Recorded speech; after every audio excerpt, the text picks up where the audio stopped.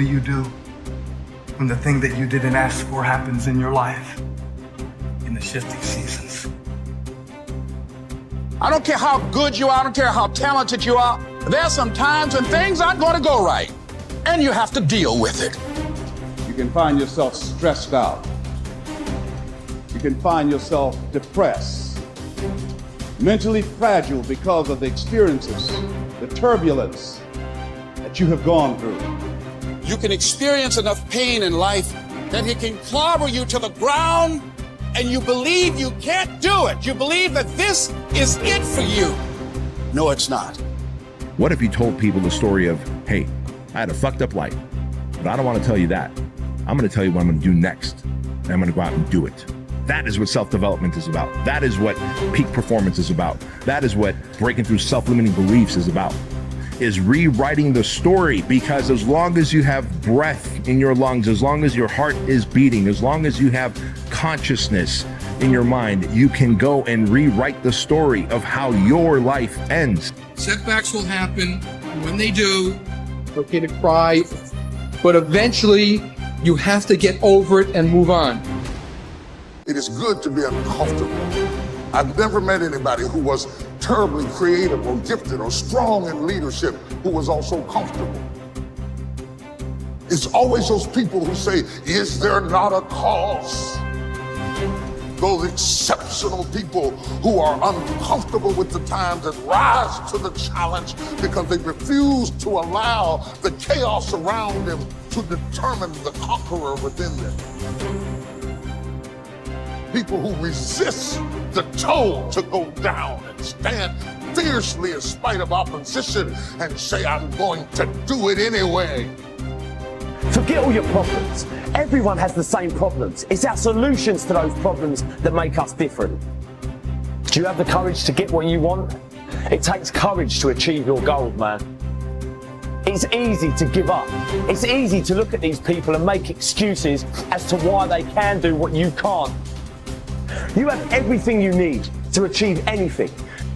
Our great problem is not that we feel that we are powerless, but that deep down inside we feel that we are powerful beyond measure. It's an incredible thought. It's almost a scary thought, isn't it? But it's also true, because the powers that you have are extraordinary. Have faith like a child. Adults are too skeptical. You may not be able to do all you find out. You may not be able to do all you find out, but you should find out all you can do. See, you don't want to wind up at the end of your life and discover that you've lived only 1/10 of it. And the other 9/10 went down the drain. Be curious. Get excited like a child over your ability to make yourself do anything for change. The law of use. And it goes something like this. Whatever you don't use, you lose. Lack of use causes loss. You lose automatically when you quit. The same thing goes for all the human virtues. Ambition, unused, declines. Strong feelings, unused, diminish. It doesn't grow. Faith, unused, decreases. It's a law. Today unused is lost. A talent unused is lost. An ability unused is lost. So here's one of the key expressions of the evening. Take a new inventory of yourself. Starting tomorrow, new project. Take a new inventory and make sure that all of your talent and ability and mentality and ingenuity and vitality and strong feelings, faith, courage, make sure that all you've got's being used. Otherwise, you lose. Repetition, repetition, repetition. Go over it. And if you repeat it, go over it, sure enough, someday, some mysterious day, the idea takes root, starts to grow, and shows up in your personality and your lifestyle. I don't care where you come from. I don't care where you were raised. I don't care what color you are. I don't care what gender you are. I don't care about any of that If you invest in yourself consistently, if you do the work consistently, 1 + 1 is always going to equal 2. 10 years of motherfucking work is going to pay off. Dig deep. Take accountability for your goals, dreams, and aspirations. Ain't nobody gonna give you nothing. Ain't nobody gonna give you nothing you ain't working for. And the reason why some of you can't get to that next level, we don't have enough stuff in you to push you to get through some of the hell you gotta go through. That house ain't gonna get you through that hell. That car ain't gonna get you through that hell. You only go to another level when you're on this level and you eating out of trash cans and you say, enough is enough. I'll do whatever it takes. Do you, be you, for you. Five.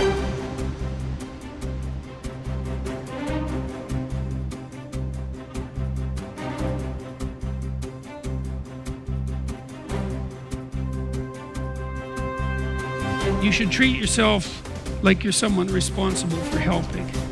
And the first question is, well, why don't you? And the answer is, well, there's a lot wrong with you, you know?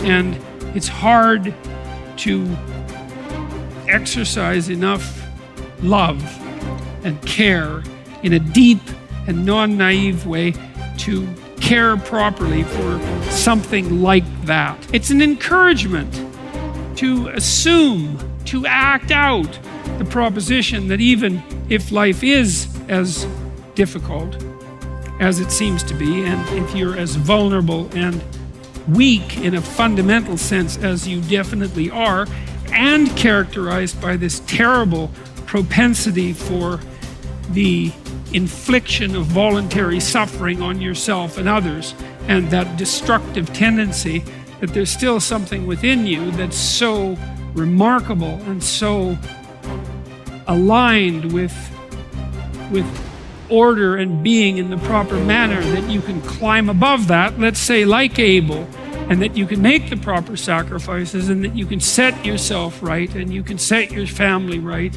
and you can set the world right, and that the mere possibility that that might occur, that that might be within the realm of potential, means that you have a moral obligation to exercise the responsibility to take care of yourself as if you're something that matters.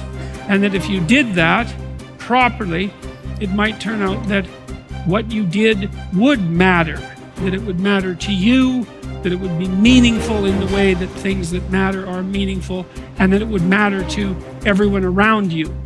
If you aim to be something you are not, you will always fail. Aim to be you. Aim to look and act and think like you. Aim to be the truest version of you. Embrace that you-ness. Endorse it. Love it. Work hard at it.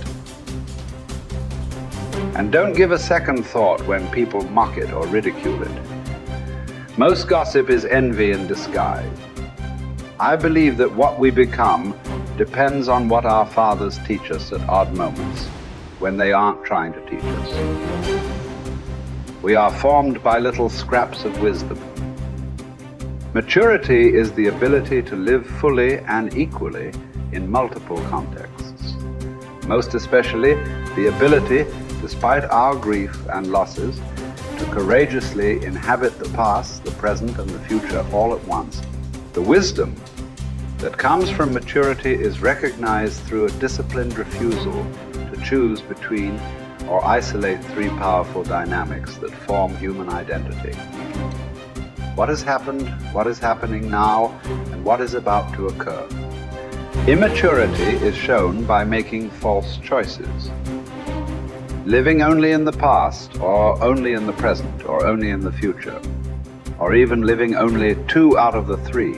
Maturity is not a static arrived platform where life is viewed from a calm, untouched oasis of wisdom, but a living elemental frontier between what has happened, what is happening now, and the consequences of that past and present. First imagined and then lived into the waiting future. Maturity calls us to risk ourselves as much as immaturity, but for a bigger picture, a larger horizon, for a powerfully generous outward incarnation of our inward qualities, and not for gains that make us smaller, even in the winning. People say that what we're all seeking is a meaningful life. I don't think that's what we're really seeking.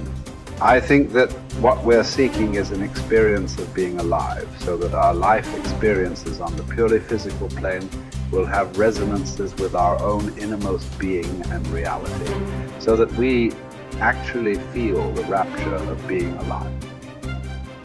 Believe me, there is no such thing as great suffering, great regret, great memory. Everything is forgotten, even a great love. That's what's sad about life, and also what's wonderful about it. There is only a way of looking at things, a way that comes to you every once in a while. That's why it's good to have had love in your life after all, to have had an unhappy passion. It gives you an alibi for the vague despairs we all suffer from.